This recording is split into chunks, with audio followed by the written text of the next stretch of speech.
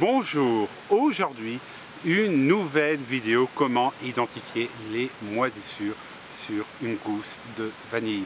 Abonnez-vous au comptoir de Thomasina, chaque jour une vidéo sur le monde des épices, des voyages à travers le Brésil avec des expéditions Ranger et aussi mes aventures à travers le monde et pour cette année 2021 des recettes.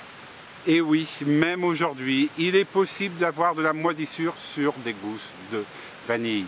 Et je vais vous expliquer comment éviter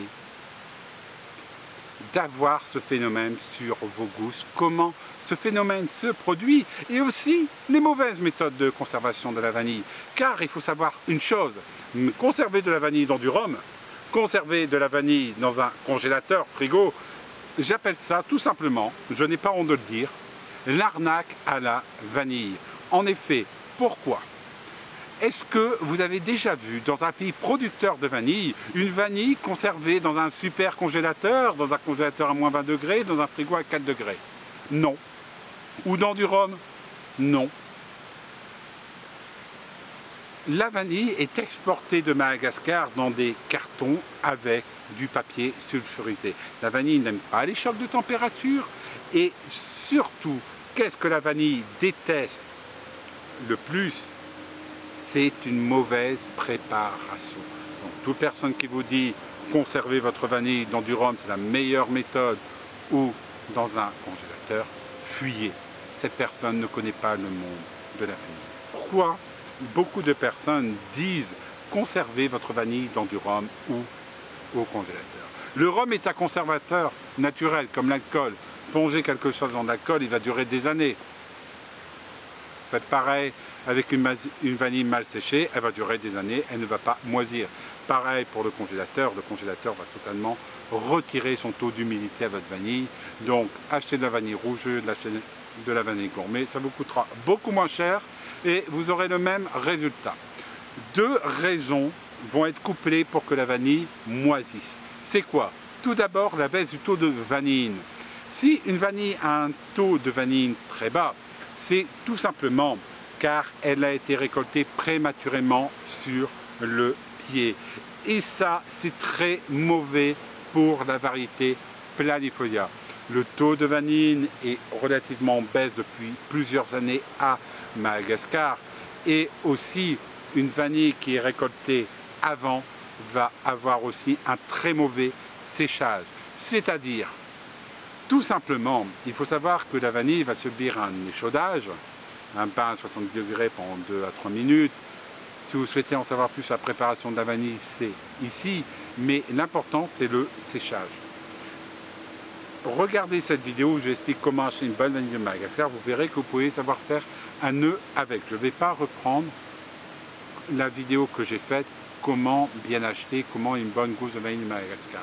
Mais la moisissure apparaît souvent avec une vanille qui est très mal séchée, c'est-à-dire qu'elle ne va pas être séchée très longtemps au soleil, voire qu'elle va être exportée sous vide, c'est-à-dire que vous allez acheter de la viande. Quand vous achetez une gousse de vanille, celle-ci, quand vous la pressez, ne doit pas avoir d'eau qui sort, c'est-à-dire du phénol. Si vous en avez, c'est une gousse qui risque de pourrir très rapidement.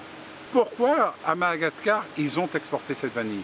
Ça a été des gains très rapides à une époque où la vanille était très haute. Imaginez, la vanille est à 500 $ du kilo. Pour faire 1 kg de vanille noire, il faut 5 kg de vanille verte. Imaginez que vous divisez l'opération en deux, vous gagnez beaucoup plus d'argent. Et après, c'est l'importateur qui a le problème et qui perd de l'argent. Et ça, c'est des méthodes qui font souffrir les très bonnes plantations à Madagascar et souffrir l'excellence de cette vanille.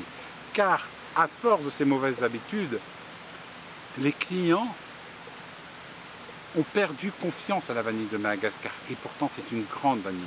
Car c'est des préparateurs, des familles de planteurs et préparateurs qui produisent cette vanille depuis des générations. Alors, pourquoi la vanille moisit? Vous avez tout simplement la vanille qu'on va considérer une vanille où vous allez avoir des points blancs qui vont commencer à apparaître. Et ces points blancs vont commencer à moutonner. Et bien ça, et vous allez avoir une odeur un peu âcre. Et bien ça, c'est une vanille qui a très mal été séchée et celle-ci pourrit tout simplement. Ensuite, vous avez une deuxième façon que pour celle-ci moisisse. C'est tout simplement, celle-ci est mal préparée et va passer directement de gourmet à rouge une semaine, 2 semaines après que vous avez ouvert le flacon. Et ça, c'est très mauvais, voire un emballage sous vide. Donc au comptoir de Thomas Masina, nous vous conseillons jamais d'acheter une vanille d'un commerçant qui vous la vende sous vide. Nous, on a deux possibilités. La première, c'est tout simplement des sachets de vin gousse qu'on conserve dans une armoire en bois. Et la vanille que vous avez achetée par exemple au mois de décembre, ça sera la même que nous allons vous vendre au mois de septembre, car il n'y a qu'une récolte par an et nous apportons au fur et à mesure, mais nous utilisons toujours les mêmes méthodes de conservation. Nos flacons, pareil, quand vous ouvrez un de nos flacons, celui-ci a sûrement été conditionné au mois de janvier, février, et vous allez voir que la vanille n'a pas bougé dans notre atelier. Pourquoi? Tout simplement car nous conservons la vanille entre 15 et 20 degrés, 15 degrés l'hiver, 20 degrés l'été. Et surtout à l'abri de la lumière et de tout choc de température. Voilà, aujourd'hui je vous ai fait une petite vidéo très rapide sur comment identifier la moisissure dans la vanille. Pour résumer, une vanille qui va commencer à blanchir, une vanille qui va commencer à avoir des points jaunes aussi, et ça va commencer à moutonner sur tout le long de la vanille. Pour récupérer cette vanille, c'est très simple. Il faut repratiquer l'échaudage, c'est-à-dire plonger dans un bain à 70 degrés pendant 2 à 3 minutes, la mettre dans une couverture en laine et ensuite tout simplement la faire sécher au soleil 2 heures par jour pendant un mois environ. Votre vanille passera de gourmet à TK, mais elle gardera toujours son taux de vanille. Allez, à bientôt!